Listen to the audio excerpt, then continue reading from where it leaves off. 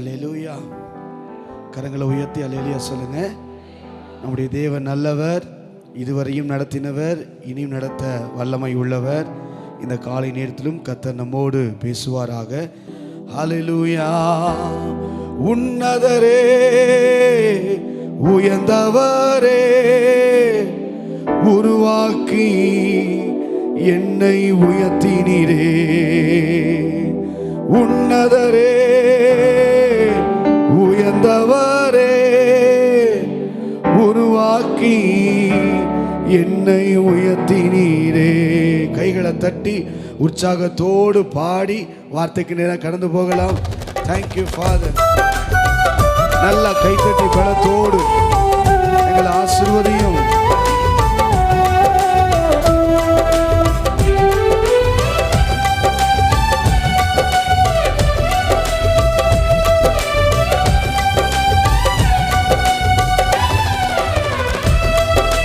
உன்னதரே, உயர்ந்தவரே, உருவாக்கி என்னை உயர்த்தினீரே. உன்னதரே, உயர்ந்தவரே, உருவாக்கி என்னை உயர்த்தினீரே. ஆராதனை ஆராதனை என் இயேசுவுக்கே. ஆராதனை ஆராதனை என் ராஜாவுக்கே. ஆராதனை ஆராதனை என் இயேசுவுக்கே. ஆராதனை ஆராதனை என் ராஜா. ஒரு விசை கூட. உன்னதரே, உயர்ந்தவரே, உருவாக்கி என்னை உயர்த்தினீரே. உன்னதரே, உயர்ந்தவரே, உருவாக்கி என்னை உயர்த்தினீரே. ஆராதனை ஆராதனை ஆராதனை என் இயேசுவுக்கே. ஆமென். ஆராதனை ஆராதனை எங்கள் ராஜாவுக்கே. ஆராதனை ஆராதனை என் இயேசுவுக்கே. ஓ ஆராதனை எங்கள் ராஜாவுக்கே. தாயை போல தேற்றி வந்தீர், தகப்பனை போல சுமந்து வந்தீர். தாயை போல தேற்றி வந்தீர், தகப்பனை போல சுமந்து வந்தீர். தயவினால் நடத்தி கூட்டி சென்றீரே. தடைகளை உடைத்து தாண்ட செய்தீரே. தயவினால் நடத்தி கூட்டி சென்றீரே. தடைகளை உடைத்து தாயை போல, தாயை போல தேற்றி வந்தீர், தகப்பனை போல சுமந்து வந்தீர். தாயை போல, தகப்பனை போல தயவினால் நடத்தி கூட்டி சென்றீரே. தடைகளை உடைத்து தாண்ட செய்தீரே. சொல்லலாமா? தயவினால் நடத்து வருடம் முழுவதும் எல்லா தடைகளை தாண்ட செய்தி. உன்னதரே, உன்னதரே, உயர்ந்தவரே, உருவாக்கி என்னை உயர்த்தினீரே. உன்னதரே, உயர்ந்தவரே, உருவாக்கி என்னை உயர்த்தினீரே. ஆராதனை ஆராதனை என் இயேசுவுக்கே. ஆராதனை ஆராதனை எங்கள் ராஜாவுக்கே. ஆமென். ஆராதனை ஆராதனை எங்கள் இயேசுவுக்கே. ஆராதனை ஆராதனை எங்கள் ராஜாவுக்கே. ஆமென். ஆராதனை ஆராதனை எங்கள் இயேசுவுக்கே. ஆராதனை ஆராதனை எங்கள் ராஜா. கடைசியாக தாயை போல தேற்றி வந்தீர், தகப்பனை போல சுமந்து வந்தீர். தாயை போல தேற்றி வந்தீர், தகப்பனை போல தயவினால் நடத்தி கூட்டி சென்றீரே. தடைகளை உடைத்து தாண்ட செய்தீரே. தயவினால் நடத்தி கூட்டி சென்றீரே. தடைகளை உடைத்து தாண்ட செய்தீரே. உன்னதரே, உன்னதரே,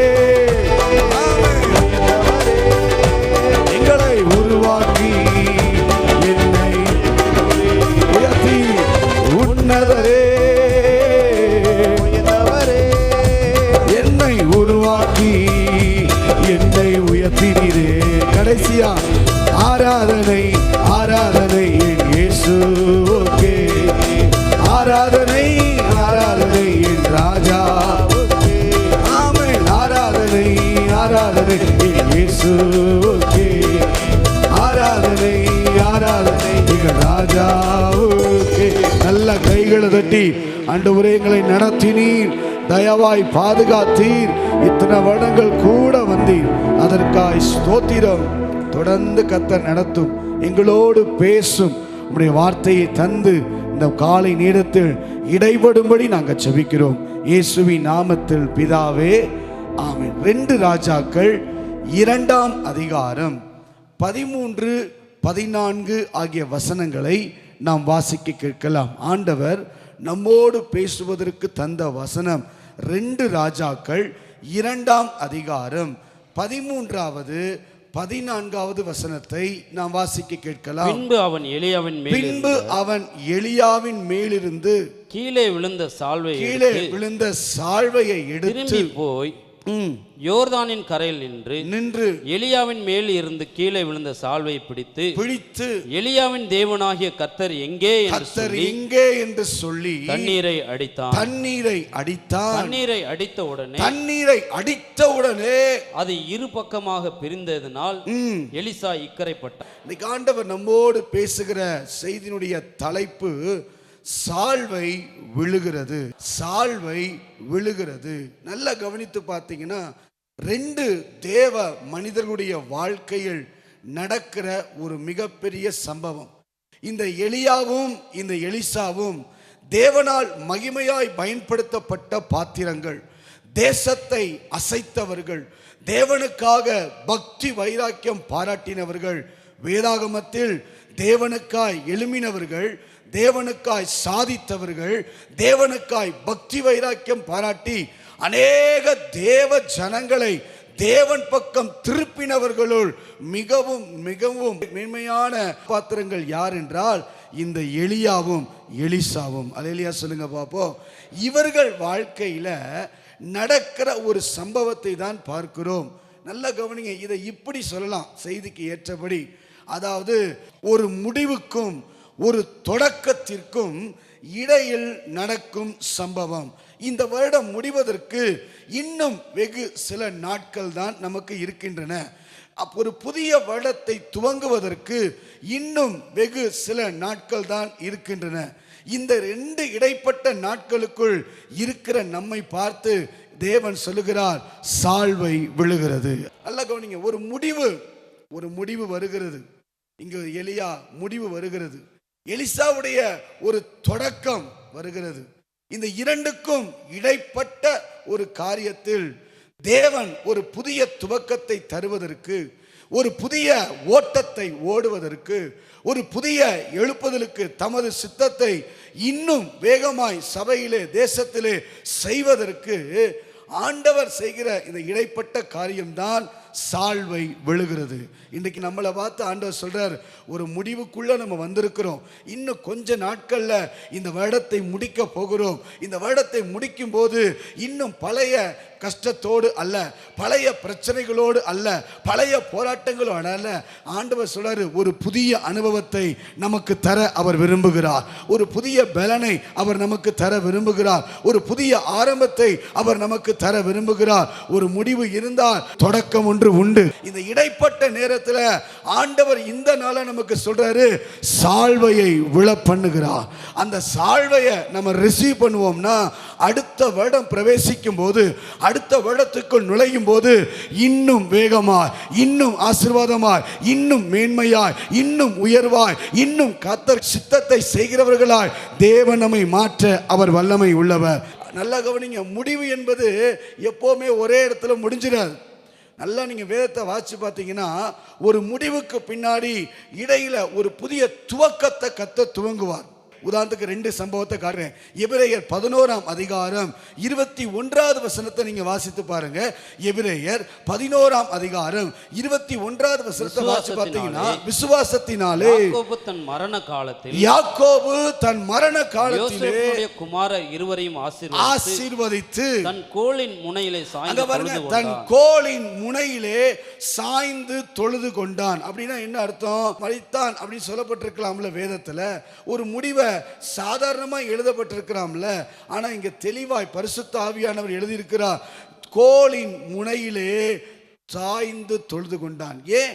யாக்கோபு ஒரு அடையாளத்தை, அங்க இருக்க தேவ பிள்ளைகளுக்கு ஒரு சைனை காட்டுறார். எப்படி காட்டுறார் தெரியுங்களா? நல்லா கவனிச்சு பாருங்க.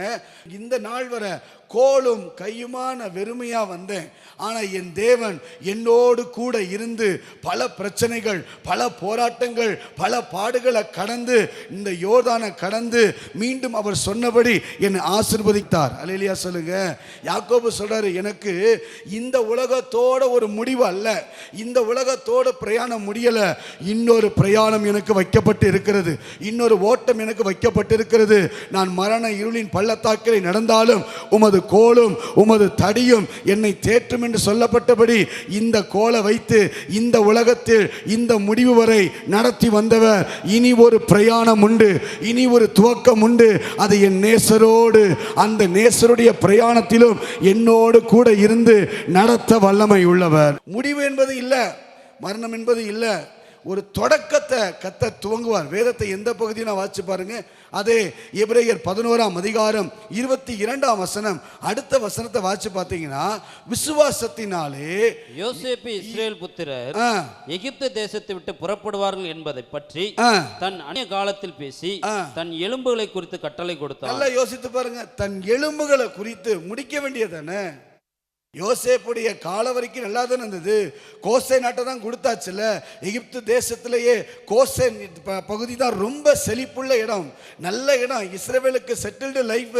ஆனால் யோசேப்பு சொல்றாரு, எப்பா உங்களுக்கு தெரியுமா, என் எலும்பை பத்திரப்படுத்தி வைங்க, இந்த உலகத்தை விட்டு நான் கடந்து போயிருக்கலாம், ஆனால் இது முடிவல்ல, இன்னொரு துவக்கத்தை கத்த துவங்க போகிறார். என்ன அர்த்தம் தெரியுமா? கோசேன் தேசத்தை உனக்கு கொடுத்திருந்தாலும் இது நிரந்தரம் அல்ல, ஒரு நாள் கர்த்தர் உங்களை சந்திப்பார். ஆதியாகமம் 50ஆம் அதிகாரம் 25, 26 வசனங்களை வாசித்து பார்த்தீங்கன்னா தெளிவா யோசேப்பு சொல்றத வாசிக்கலாம். வாசிங்க பாப்போம். தேவன் உங்களை சந்திக்கும் போது எலும்புகளை இவ்விடத்திலிருந்து கொண்டு போவீர்கள் சொல்றாரு. தேவன் உங்களை சந்திப்பாரு. இது முடிவல்ல, இதோட செட்டில் நினைக்காத. இந்த எகிப்து உனக்கு கிடையாது, நான் இருக்கிற வரைக்கும் ஓகே, நான் போனதுக்கு அப்புறம் நீ நினைக்கலாம் யோசேப்பு இருந்தா முடிச்சான். அல்ல, அடுத்து ஒரு காரியம். என்னை அறியாத ஒரு ராஜா வருவான், பிரச்சனை வரும், போராட்டம் வரும், பாடுகள் வரும், பெருமூச்சு வரும், கண்ணீர் வரும், எல்லாம் வரும். ஆனா தெரியுமா, என் தேவனும் உங்களை சந்திக்க வருவார். அவர் உங்களை சந்திக்கும் போது நீங்கள் இந்த எலும்புகளை எடுத்துட்டு போகணும். நல்ல கவனிங்க. எந்த ஒரு முடிவும் அதற்கு பின்பு ஒரு துவக்கத்தை கர்த்தர் வைக்கிறார். இந்த வருஷத்துல நிறைய பிரச்சனைகளை நீங்க சந்தித்திருக்கலாம், நிறைய போராட்டங்களை நாம் சந்தித்திருக்கலாம், நிறைய கஷ்டங்களை நம்ம சந்தித்திருக்கலாம். ஆனா அடுத்த வருஷத்துக்குள்ள போகும்போது கர்த்தர் சொல்லுகிறார், இது பழைய அனுபவத்தோடு அல்ல, ஒரு புதிய துவக்கத்தோடு, ஒரு புதிய ஆசீர்வாதத்தோடு, ஒரு புதிய பலத்தோடு, ஒரு புதிய அனுபவத்தோடு கர்த்தர் நம்மை அழைத்து செல்வதற்கு இன்னைக்கு காலையில சொல்றாரு, சால்வை விழுகிறது. எத்தனை பேருக்கு வேணுமோ அத்தனை பேர் கரங்களை உயர்த்தி சொல்லுங்க, அந்த சால்வை என் மேல விழுவதாக. சால்வை குறித்து வேதத்தில் நிறைய காரியங்கள் சொல்லப்பட்டாலும் இந்த இடத்துல சொல்லப்பட்ட 5 காரியத்தை உங்களுக்கு சொல்லி அதுல எப்படி பெற்றுக்கொள்ளணும் என்பதை நான் வாஞ்சிக்கிறேன். அல்லேலூயா சொல்லுங்க பாப்போம்.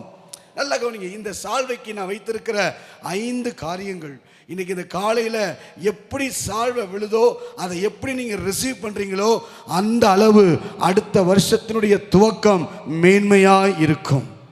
இன்னமும் ஏன் பிரச்சனை மாறல, ஏன் போராட்டம் மாறல, ஏன் இந்த வருஷத்தோட கடன் முடியட்டும், இந்த வருஷத்தோட பிரச்சனை முடியட்டும், இந்த வருஷத்தோட வியாதிகள் முடியட்டும், இந்த வருஷத்தோட எல்லா பிரச்சனைகளும் முடியட்டும், அடுத்த வருஷத்துக்குள்ள போகும்போது ஒரு புதிய துவக்கத்தை கர்த்தர் நமக்கு தரணும்.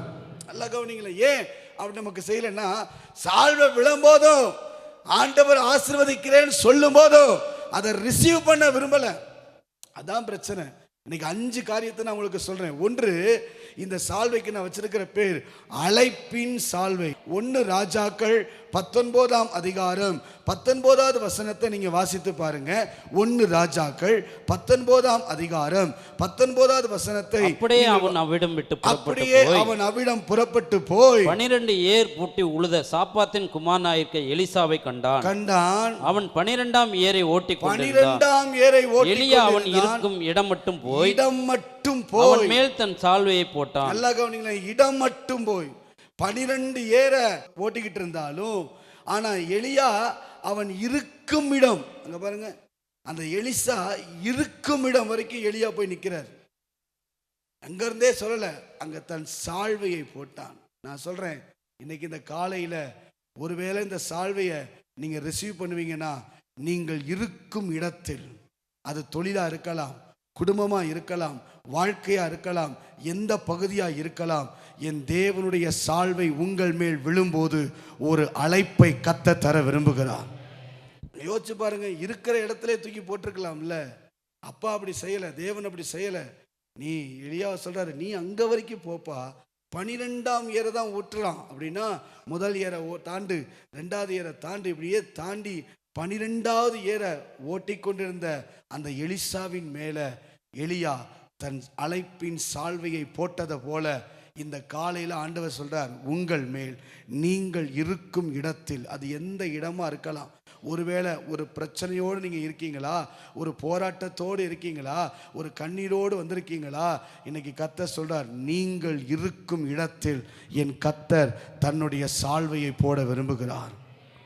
ரெண்டாவது என்னன்னா, அபிஷேகத்தின் சால்வை. 2 ராஜாக்கள் 2ஆம் அதிகாரம் 15வது வசனம். 1 அழைப்பின் சால்வை, 2 அபிஷேகத்தின் சால்வை. எரிகோவில் பார்த்து கொண்டு நிற்கிற தீர்க்கதரிசின் புத்திரர் அவனை கண்டவுடனே, எலியாவின் ஆவி எலிசாவின் மேல் இறங்கி இருக்கிறது என்று சொல்லி அவனுக்கு எதிர்கொண்டு போய் தரை மட்டும் குனிந்து அவனை வணங்கி, முன் இருந்ததை விட, முற்பிதாக்களை விட, முன் நடப்பித்தவைகளை விட, நான் மீண்டும் சொல்றேன், முன் இருந்தவர்களை விட, முற்பிதாக்களை விட, முன் நடந்தவைகளை விட, இந்த வருடத்தோட சரி, நீங்க சொல்லுங்க, அடுத்த வருடத்துக்குள்ள நான் போகும்போது இன்னும் அபிஷேகம், இன்னும் ஆசீர்வாதம், இன்னும் மேன்மையை கர்த்தர் நமக்கு தர விரும்புகிறார்.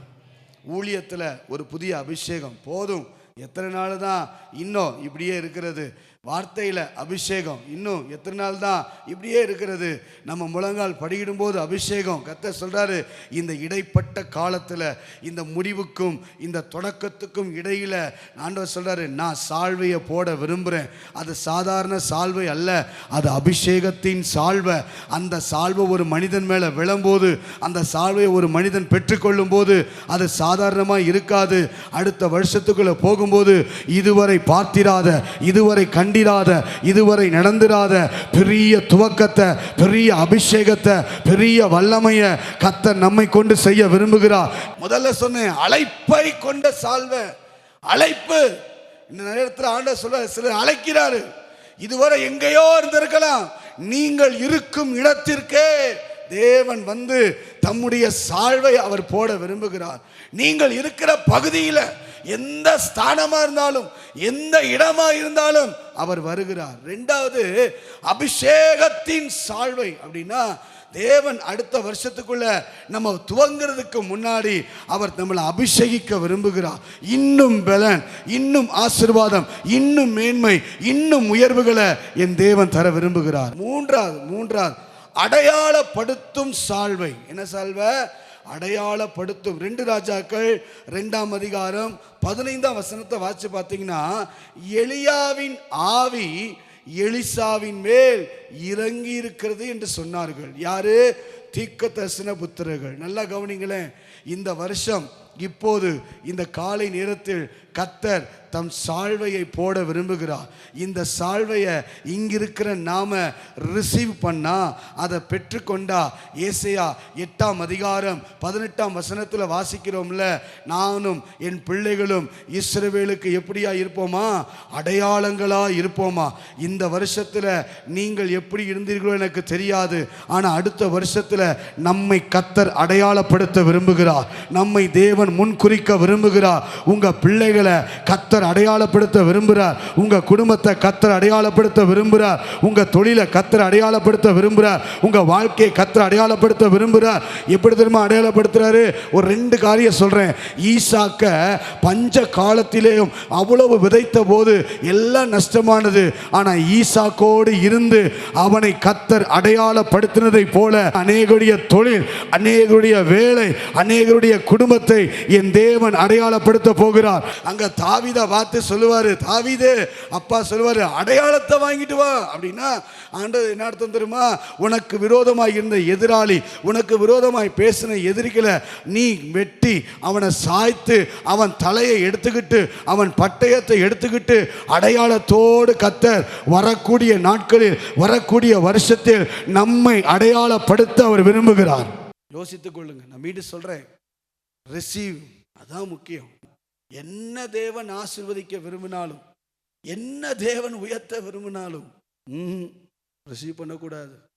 அது பாட்டு விழட்டும், அது பாட்டு விழட்டும். நமக்கு என்ன, மறுபடியும் அடுத்த வருஷம் பழைய பிரச்சனையோடையே போய் உட்காருவோம், தப்பு இல்லை. பழைய பலவீனத்தோடையே போய் உட்காருவோம், தப்பு இல்லை. பழைய முறுமுறுப்போடையே பரவாயில்ல போவோம், பழைய வாழ்க்கை அப்படியே தொடரட்டும் அப்படின்றவங்க இந்த சால்வையை பெற்றுக்கொள்ள விரும்ப மாட்டாங்க. ஆனா இந்த புதிய வருஷத்துல என் ஆண்டவர் என்கிட்ட பேசுறாரு. இந்த இடைப்பட்ட காலத்தில் அன்றைக்கு அந்த மனிதனை கண்டுபிடித்து தன் சால்வையை கீழே விழப்பண்ணி அந்த அபிஷேகத்தை தந்ததை போல இந்த காலை நேரத்தில் எத்தனை பேருக்கு அந்த அபிஷேகம் வேணுமோ அத்தனை பேர் கைகளை தட்டி அப்பாவுக்கு சொல்லுங்க பார்ப்போம். ஆண்டவரே, அடுத்த வருஷத்தின் ஆரம்பம், அடுத்த வருஷத்தின் துவக்கம் சாதாரணமானதாய் அல்ல. என் பிள்ளைய, என் குடும்பத்தை, என் தொழிலை, என் வாழ்க்கையை கர்த்தர் அடையாளப்படுத்த போகிறார், அடையாளப்படுத்த போகிறார், அடையாளப்படுத்த போகிறார். உங்க எதிரிக்கு முன்பதாக கர்த்தர் உங்க கையில அடையாளத்தை தர போறாரு. எத்தனை பேர் வேணுமோ அத்தனை பேர் கையை தட்டி ஆவி நிரம்பி சொல்லுங்க, என்ன கர்த்தர் அடையாளப்படுத்த போறார். அடுத்த வருஷம் நான் சாதாரணமானவன் அல்ல, ஆண்டவரே என்ன உயர்த்துகிறவர். உயர்த்துறாரு, உயர்த்த விரும்புறாரு. ஏங்க எப்படி அடையாளப்படுத்துறாரு சொல்லவா? ஒரு காரியம் சொல்லவா? அல்லாது தாவீத அபிஷேகம் பண்ணணும், அவ்வளவுதானே. தாவீத அபிஷேகம் பண்ணணும்னா தாவீத இப்படி சொல்லியிருக்கலாம், சாமுவேல் எழும்புப்பா, தெற்கு முகமாய் போ, வடக்கு முகமாய் திரும்பு, கிழக்கு முகமாய் பாரு, அங்க ஒரு அத்திமரம் இருக்கும், அந்த அத்திமரத்துக்கு கீழே ஒரு மனுஷன் உட்கார்ந்துருப்பான், ஒரு சின்ன பையன், அவன் சௌந்தரியமான இருப்பான், அவன் இசை வாசித்துட்டு இருப்பான். அவன்கிட்ட போய் உட்கார்ந்து, தாவீது உன்னை இன்னைக்கு அபிஷேகம் பண்றாரு, அபிஷேகம் பண்ணு சொல்லியிருக்கலாம்ல. அப்படி அல்ல. என் தேவன் அடையாளப்படுத்துறாருன்னா எப்படி படுத்துவார் தெரியுமா? சாமுவேலை வீட்டுக்கு கொண்டு போவார், வீட்டில் உட்கார வைப்பார். சத்துருக்களுக்கு முன்பதாக, சகோதரர்களுக்கு முன்பதாக, சமுதாயத்துக்கு முன்பதாக துரத்தப்பட்ட தாவீத, ஒதுக்கப்பட்ட தாவீத, பலவீனப்படுத்தப்பட்ட தாவீத கொண்டு வந்து நடுவில் நிற்க வச்சு, இவன் தான் ஆக்கும், இவன் தான் ஆக்கும், இவன் மேலதான், இவன் மேலதான் கர்த்தருடைய கரம் வருது. அப்படிப்பட்ட அடையாளத்தை இந்த வருஷத்துல உங்க மேல தருவதற்கு, தம்முடைய சால்வை அவர் போடுவதற்கு அவர் விரும்புகிறார். எத்தனை பேருக்கு இப்படிப்பட்ட அடையாளம் வேணுமோ அத்தனை பேர் கையை தட்டி சொல்லுங்க பாப்போம். இப்படிப்பட்ட அடையாளம் என் சமுதாயத்தின் மத்தியில, என் சகோதரர்கள் மத்தியில என் தலையை எண்ணெயால் அபிஷேகம் பண்ணுகிற அந்த சால்வை விழணும். அதைத்தான் இன்னைக்கு ஆண்டவர் சொல்றாரு. எப்பா தொடக்கம் ரைட்டு, முடிவு வந்தாச்சு, முடிவு முடிஞ்சாச்சு, போது தொடக்கம் வருது. இன்னும் எத்தனை நாள் தான் அடையாளப்படுத்தாமையே இருக்கிறது? இன்னும் எத்தனை நாள் தான் தனித்தே இருக்கிறது?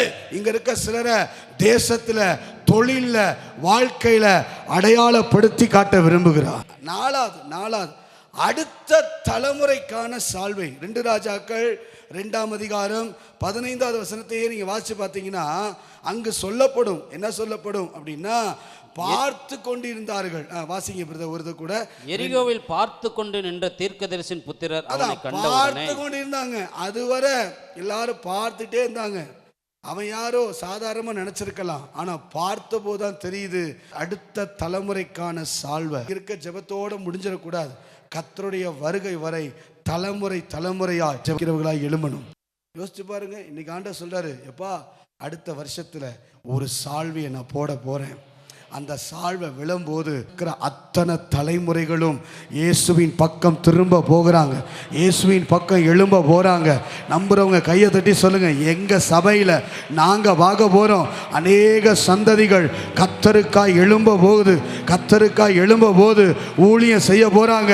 நம்ம அடுத்த தலைமுறைக்கான சால்வையை இந்த வருஷத்தின் முடிவில், வருஷத்தின் தொடக்கத்தின் இடையில கர்த்தர் போட அவர் விரும்புகிறார். அஞ்சாவது ஆசீர்வாதத்தின் சால்வையை கர்த்தர் போட விரும்புகிறார். 5 சொன்னேன். 1 அழைப்பின் சால்வை, அந்த சால்வைக்கான பெயர். 2 அபிஷேகத்தின் சால்வை. 3 அடையாளத்தின் சால்வை. 4 அடுத்த தலைமுறைக்கான சால்வை. 5வது ஆசீர்வாதத்திற்கான சால்வை. 2 ராஜாக்கள் 2ஆம் அதிகாரம் 14ஆம் வசனத்தை நீங்க வாசிச்சு பார்த்தீங்கன்னா வாசிக்கலாம். 2 ராஜாக்கள் 2ஆம் அதிகாரம் 14வது வசனம். எலியாவின் மேல் இருந்து கீழே விழுந்த சால்வை பிடித்து எலியாவின் தேவனாகிய கர்த்தர் எங்கே என்று சொல்லி, என்று சொல்லி தண்ணீரை அடித்தான். அப்ப யோர்தானை அடித்தான். யோர்தான் என்றது என்ன தெரியுமா? ஒரு பெரிய தடை.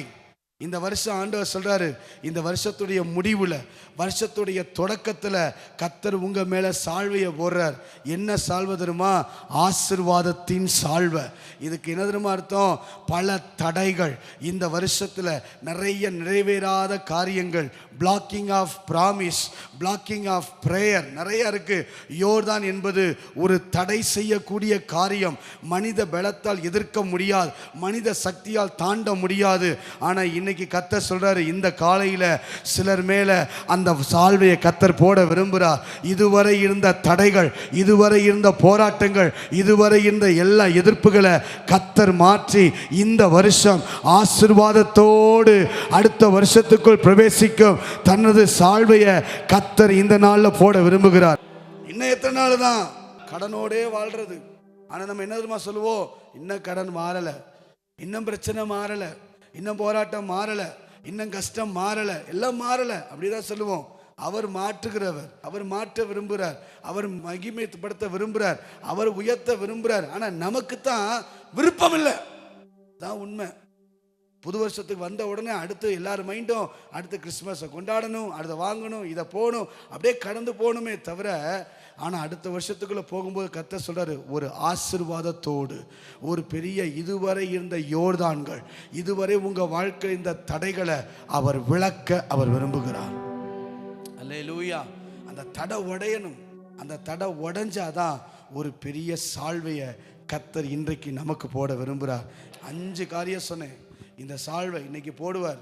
5 காரியம். 1 அழைப்பின் சால்வை, அழைப்பின் சால்வை. 2வது அபிஷேகத்தின் சால்வை. 3வது அடையாளத்தின் சால்வை. 4வது அடுத்த தலைமுறைக்கான சால்வை. பழைய வாழ்க்கையோடு அல்ல, பழைய சுவாபத்தோடு அல்ல, பழைய பாவத்தோடு அல்ல, பழைய கிரியைகளோடு அல்ல, பழைய பிரச்சனைகளோடு அல்ல, பழைய கஷ்டங்களோடு அல்ல, பழைய போராட்டங்களோடு அல்ல. இந்த வருஷம் முடிக்கும் போது, அடுத்த வருஷத்தை துவங்கும் போது இடையில வாழ்ந்து கொண்டிருக்கிற நம்ம பார்த்து சொல்றாரு, இனி நீ கஷ்டத்தோட போகமாட்ட, போராட்டங்களை காண்பது இல்லை, இன்று கண்ட எகிப்தியனை காண்பது இல்லை. கர்த்தர் நமக்காய் தம்முடைய சால்வையை இந்த காலை நேரத்தில் அவர் தர விரும்புகிறார். எலியாவின் தேவனே அவர் இறங்கிடும் நேரமே, எலியாவின் தேவனே அவர் இறங்கிடும் நேரமே, அசைவாடும் ஆமென் அழலாக்கும் எங்கள் அக்கினி வாளையே உயர்த்தி ஓ அசைவாடும் ஆமென் அழலாக்கும் எங்கள் அக்கினி வாளையே. நான் ஒருவன் மாத்திரம் மீந்திருக்க பாகாலின் படைகளை எதிர்த்திடுவே. நான் ஒருவன் மாத்திரம் மீந்திருக்க பாகாலின் படைகளை எதிர்த்திடுவே. நான் ஜெபிக்க ஜெபிக்க அவர் தலை அசைப்பார். நான் ஜெபிக்க ஜெபிக்க அவர் ஆமை நெருப்பார் இறங்கிடுவார். என் தெய்வம் நெருப்பார் இறங்கிடுவார். கைகளை தட்டி ஆவியே ஆவியே ஆவியே சால்வை விழுத்தும் ஆவியே ஆமென் ஆவியே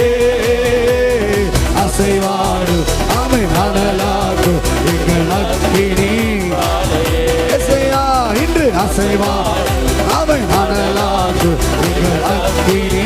ஆவியே ஆவியே ஆவியே. கைகளை தட்டி ஆவியானவரே ஒரு அசைவாடுதல். ஆவியானே கரம் பலமாய் பலமாய் பலமாய் பலமாய் பலமாய். ஒரு சால்வை விளட்டும், ஒரு சால்வை விளட்டும்.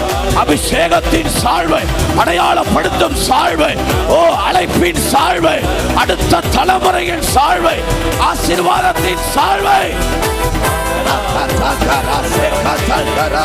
வேறொரு கைகளை தட்டி ஆவி நிரம்பி கேளுங்க. ஆவியானவரே என் மேல என் மேல என் மேல விளட்டும்.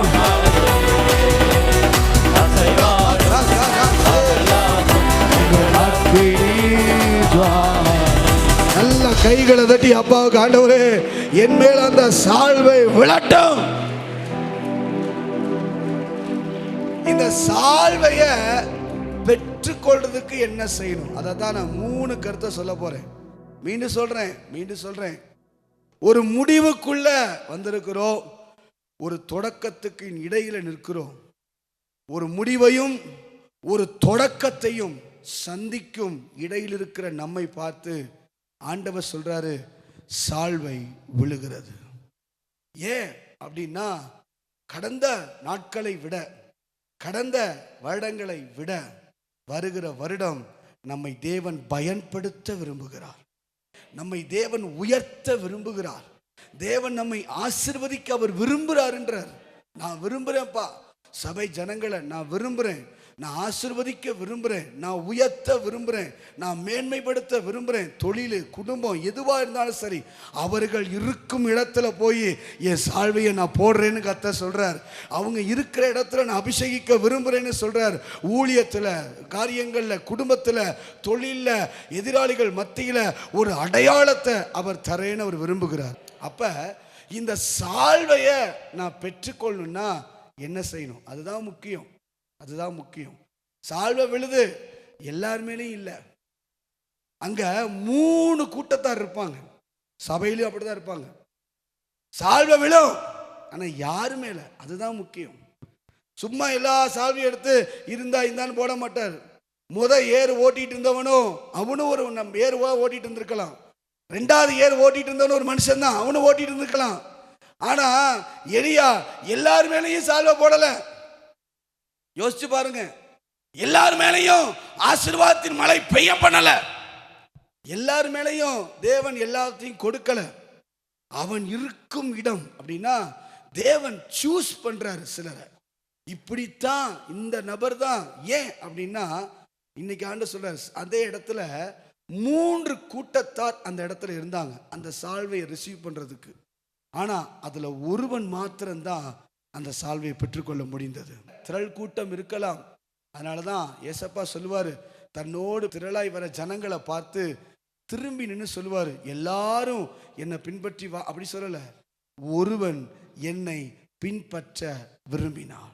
ஏன்னா அவருக்கு தெரியும், பல பேர் தொடர்ந்து வரலாம், பல பேர் சபைக்குள்ள வரலாம், பலர் பேர் வரலாம், எல்லாரையும் ஆசீர்வதிக்க விரும்புறாரு. ஆனா யாரு தாகமா இருக்காங்களோ, யாரு வாஞ்சியா இருக்காங்களோ, யார் சால்வையை பெற்றுக்கொள்ளுங்கிற விருப்பம் இருக்கோ, அவர்கள் மேல கர்த்தர் தம்முடைய சால்வையை வீச விரும்புகிறார். யோசித்து பாருங்க, அந்த சால்வையை போடுறதுக்கு 3 கூட்டத்தார் அந்த இடத்துல இருப்பாங்க. 1 பாதியில் நின்றவர்கள், 2 பார்த்தும் பற்றி கொள்ளாதவர்கள், 3வது பாதை தவறாதவர்கள். 3 பேர் இருந்தாங்க. 3 பேர். 1 பாதியிலேயே நின்னுட்டாங்க. சபையில் அப்படி இருப்பாங்க, பாதியிலேயே. 2வது பார்த்தும் தெரியும், எஜமான் போறாரு, தெரியும், எல்லாருக்கும் தெரியும். இன்னும் கொஞ்ச நேரத்துல அல்ல ஒரு புதிய துவக்கத்துக்குள்ள போறோம், தெரியாதா? எல்லாம் நாள் கணக்கு பண்ணிக்கிட்டு இருப்போம், போனஸ் எதிர்பார்ப்போம், அடுத்து என்னென்ன வாங்கணும் எல்லாம் தெரியும்.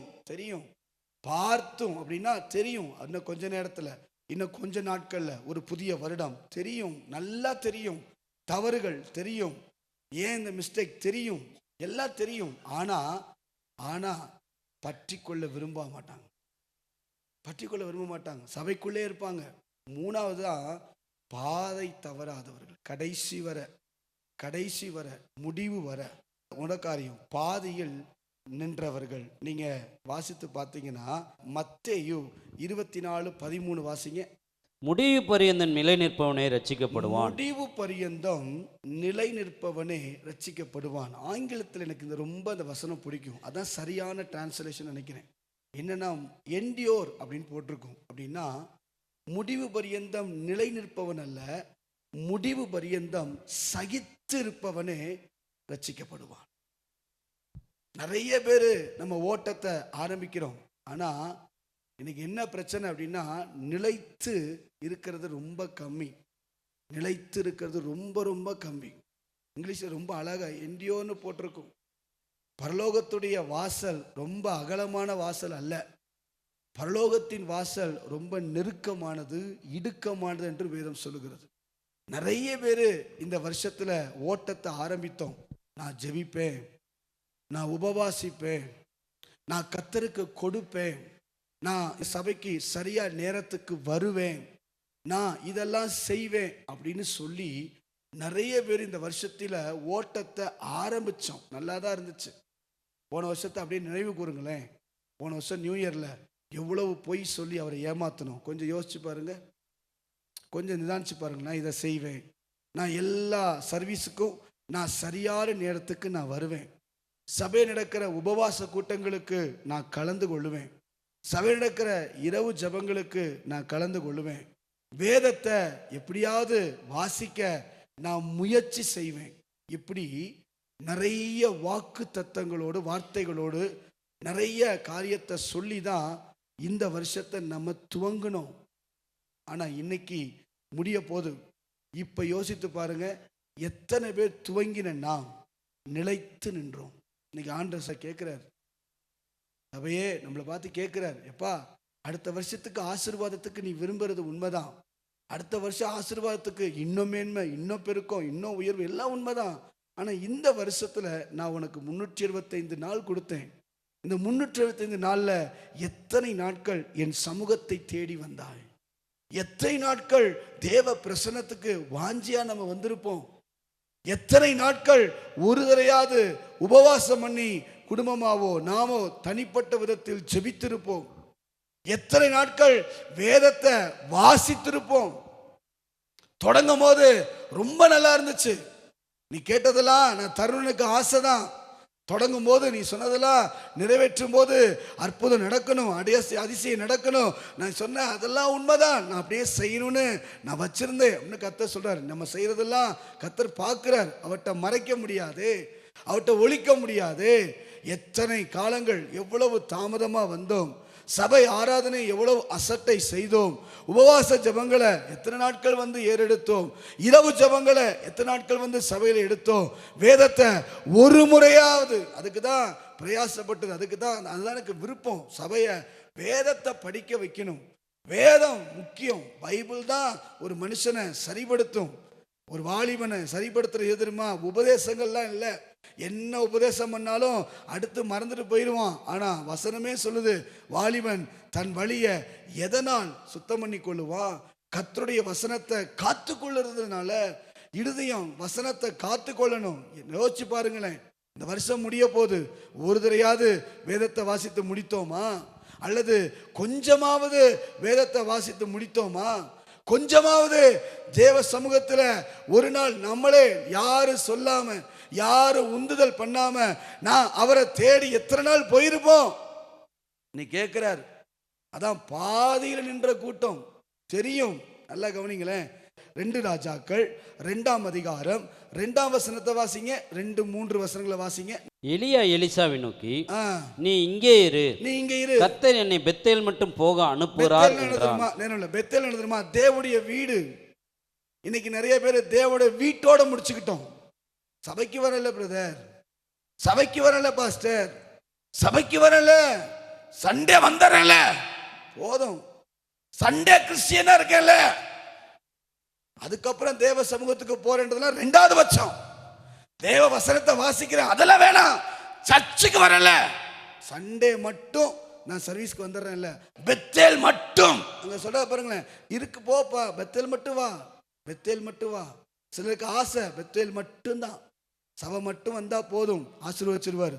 சபைக்கு வந்தா மட்டும் போதும், அவ்வளவுதான். மற்ற எனக்கு உபவாச ஜெபங்கள் தேவையில்லை, ஜெபப்பள்ளி எனக்கு தேவையில்லை, இரவு ஜெபங்கள் எனக்கு தேவையில்லை, என்னை உருவாக்குகிற அதெல்லாம் எனக்கு தேவையில்லை. ஐ ஆம் சண்டே கிறிஸ்டியன். ஞாயிற்றுக்கிழமை மட்டும் எனக்கு ஒர்க் இருக்கு, இருக்கட்டும். 365 நாளில் எல்லா வாரமும் எல்லா மாதமும் கலந்து கொள்ள சொல்லலை. முடிந்த அளவு வந்திருக்கலாம்ல. இன்னைக்கு இந்த முடிவில் கர்த்தர் கேட்கிறார், சால்வையை நான் போட விரும்புகிறேன். அதான் முன்னாடியே சொன்னேன், அந்த சால்வை அழைப்பின் சால்வை, அந்த சால்வை அடையாளப்படுத்தும் சால்வை, அந்த சால்வை அபிஷேகிக்கிற சால்வை. ஊழியத்தில் வளரணும் வளரணும் பெருகணும் எல்லாம் ஓகே சொல்லும்போது உணர்ச்சிகளில் நம்ம எல்லாம் செய்கிறோம். ஆனால் உணர்வு நிறைய ரிப்பன்டன் ஆகுது, மனம் திரும்புதல் வருது. ஆனால் அதை செயல்படுத்தும் வடிவம் நம்மக்கிட்ட இல்லை. வருஷம் எவ்வளோ செய்தி கேட்டிருப்போம், எத்தனை செய்திக்கு நம்ம வாழ்க்கையில மனம் திரும்பணும், சரிதான், ஒப்பு கொடுத்தோம் உண்மைதான், அர்ப்பணித்தோம் உண்மைதான். ஆனா எத்தனை செய்திகளை அர்ப்பணித்த நாம, ஒப்பு கொடுத்த நாம, எத்தனை செய்திகளுக்கு கீழ்ப்படிந்து நடக்கிறோம், செயல்படுத்துறோம், அதை யோசிச்சு பாருங்க.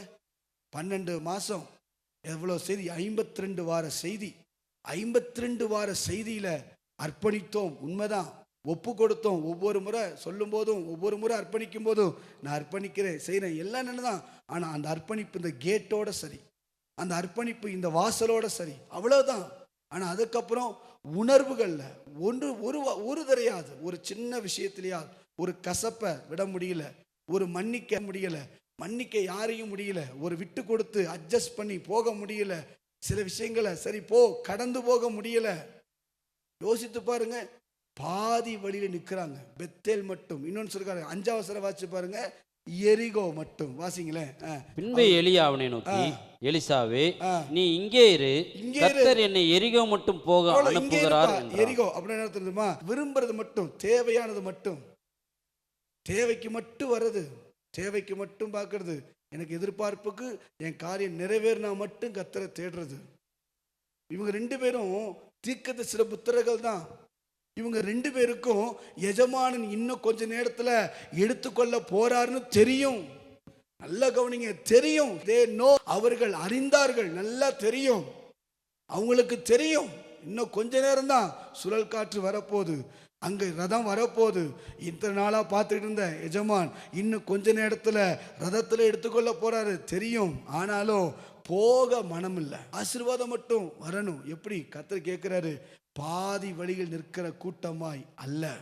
இந்த முடிவுக்குள்ள நீங்க சொல்லுங்க, இந்த நாளாவது, இந்த உபவாச நாட்கள்ல அல்லது மற்ற நாட்கள்ல உங்க சமூகத்துக்கு வருவேன் வந்தால் கர்த்தர் அவர்கள் மேல் தன் சால்வையை போட விரும்புகிறார். லோத்து, சவுல், சிம்சோன், யூதாஸ் எல்லாரும் எடுத்துக்கொள்ளுங்க. ஆரம்பம் நல்லா தான் இருந்துச்சு, ஆனா பாதி வழியிலேயே முடிந்து விட்டார்கள், பாதி வழியிலேயே நின்றுட்டாங்க. ஏன்?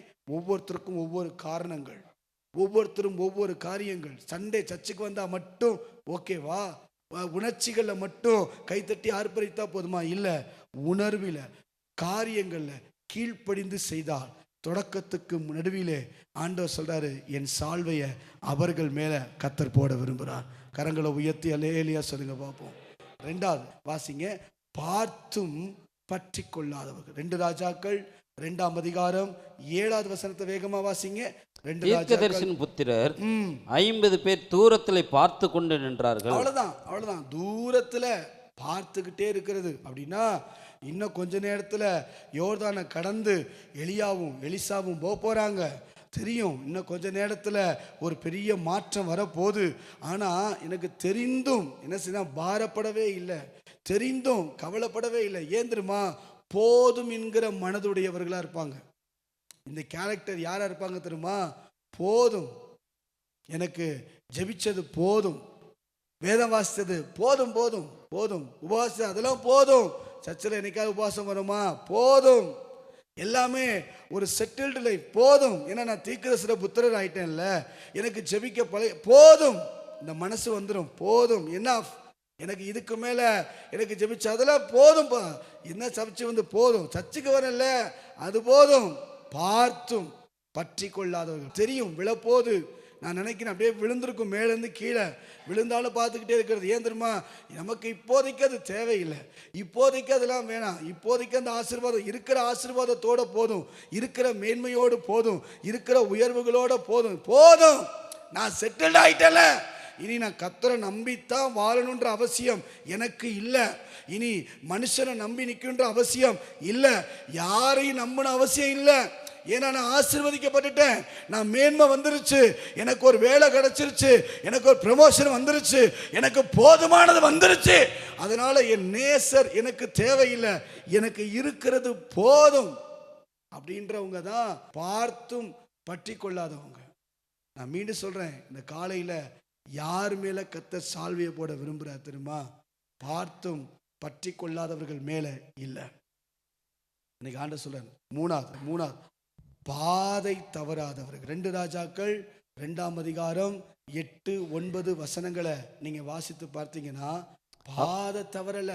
வாசிக்கலாம். அப்பொழுது எலியா தன் சால்வை எடுத்து முறுக்கி தண்ணீரை அடித்தான், அது இரு பக்கமாய் பிரிந்தது. அவர்கள் இருவரும் உலர்ந்த தரை வழியாய் அக்கறைக்கு போனாங்க. அவர்கள் அக்கறைப்பட்ட பின்பு எலியா எலிசாவை நோக்கி, அடுத்து பாருங்க, அக்கறைப்பட்ட பின்பு இக்கரைப்பட்டான். அவ்வளவுதான், அக்கறைப்பட்டார்கள், இக்கரைப்பட்டான். நல்ல கவனிங்க, பாதை தவறாதவர்கள். யார் மேல என் கர்த்தர், என் அப்பா சால்வையை போட விரும்புறாருன்னா, இந்த வருஷத்துடைய ஆரம்பத்திலிருந்து அல்லது இப்பையிலிருந்தாவது நான் அவரை தொடர போறேன். அவர் சால்வையை விழும் வர, அவர் சால்வையை தரும் வர. ஈசாக்கு துறவை தோண்டும் போதெல்லாம் பிரச்சனை வந்துச்சு, ஆனா கொஞ்சம் கூட மாறல. நான் சொல்றேன், ஒரு காரியத்தை தொடங்குனீங்களா அதை தொடர்ந்து செய்யுங்க, அதுக்காக பிரயாசப்படுங்க, அதுக்காக முயற்சி செய்யுங்க. அதுக்கப்புறம் வர மனித தடைகள் பார்த்துக்கலாம், அதுக்கப்புறம் வர பிரச்சனையை பார்த்துக்கலாம். ஆனா முடிந்த அளவு உங்களால் எவ்வளவு எஃபெக்ட் பண்ணி ஒரு காரியத்தை துவங்கினா அதை செய்வதற்கு நீங்கள் முயற்சி பண்ணணுமோ அவ்வளோ முயற்சி பண்ணணும். பாதை தவறாது ஓடணும், தொடங்கினா முடிக்கணும். நீங்கள் செய்தால் என்ன நடக்கும்? 3 கருத்தை சொல்ல போகிறேன். 1, ஏற்கனவே நடப்பித்ததை நடப்பிப்பீர்கள். இதுவரை இல்லாத அளவு ஏற்கனவே நடந்த அற்புதங்கள் எல்லாம், அதாவது ஆதி அப்போஸ்தல நாட்களில் நடந்த அற்புதங்களை கர்த்தர் நமக்காய் செய்ய போகிறார். அல்லேலூயா சொல்லுங்க பார்ப்போம். 2வது, எதிர்த்து நிற்கும் யோர்தான்களை தாண்ட போகிறீர்கள். உங்கள் வாழ்க்கை இந்த சால்வை விழுந்துச்சுன்னா, இப்படிப்பட்டவங்க மேலே சால்வை விழும். அவங்க என்ன செய்வாங்க தெரியுமா? எதிர்த்து நிற்கும் யோர்தான்கள், என்ன வேணாலும் யோர்தான் வரட்டும், எவ்வளவுதான் தடை வரட்டும், அவங்கள ஒன்றும் செய்ய முடியாது. காரணம், சால்வை அவங்க மேலே இருக்குது. அடுத்த வருஷம் சில எதிர்ப்புகள் வரலாம், சில போராட்டங்கள் வரலாம், சில பிரச்சனைகள் வரலாம், சில காரியங்கள் வரலாம். அந்த எதிரிகளெல்லாம் தாண்டி ஜெயிக்கணும்னா இந்த ஆண்டு முடிவுக்கு முதலாக, அடுத்த ஆண்டு தொடக்கத்துக்கு முன்பதாக கர்த்தர் அந்த சால்வையை போட விரும்புகிறார். அந்த சால்வை வேணும். அந்த சால்வை இருந்தாதான் யோர்தானை கடக்க முடியும். அந்த யோர்தானுக்கு அப்புறம்தான் ஆசீர்வாதம், அந்த யோர்தானுக்கு அப்புறம்தான் மேன்மை, அந்த யோர்தானுக்கு அப்புறம்தான் இதுவரை பிரயாணப்பட்ட அத்தனை மேன்மைக்கும் ஆசீர்வாதமே அங்கதான் இருக்கு. யோர்தானுக்கு அந்த புறம்தான் இருக்கு. இந்த யோர்தான் வரைக்கும் வந்துட்டு திரும்பி போகிறதுக்கு அல்ல, யோர்தானை கடக்கணும்னா, யோர்தானை தாண்டணும்னா, யோர்தானை பிளக்கணும்னா அதுக்கு ஒரே வழி, நம்ம மேல கர்த்தருடைய சால்வை விழுந்தே ஆக வேண்டும். அக்கறை பற்றலாம் யார் உதவியோடு கூட, ஆனால் மீண்டும் இக்கரை வரணுமானால், மீண்டும் நாம் எழும்பி ஜெயிக்க வேண்டுமானால், சத்துருவை முறியடிக்க வேண்டுமானால், இந்த காலையில் கர்த்தர் சொல்றாரு, நம்மேல் சால்வை விழ வேண்டும். இப்போ நம்ம ஜெபிக்க போகிறோம். கண்களை மூடி, ஆண்டவரே, இந்த வருஷத்துடைய முடிவும் வருகிற வருஷத்தின் தொடக்கத்திற்கும் இடையில் நாங்கள் நிற்கிறோம். இன்னைக்கு ஆண்டவர் சொல்றாரு, சால்வையை நான் போட போறேன், சால்வை விழ போது. Thank you father. எழும்பி நின்று கண்களை மூடி உள்ளத்தின் ஆழத்தில் அந்த சால்வை என் மேல விழட்டும், அந்த சால்வை என் மேல விழட்டும்.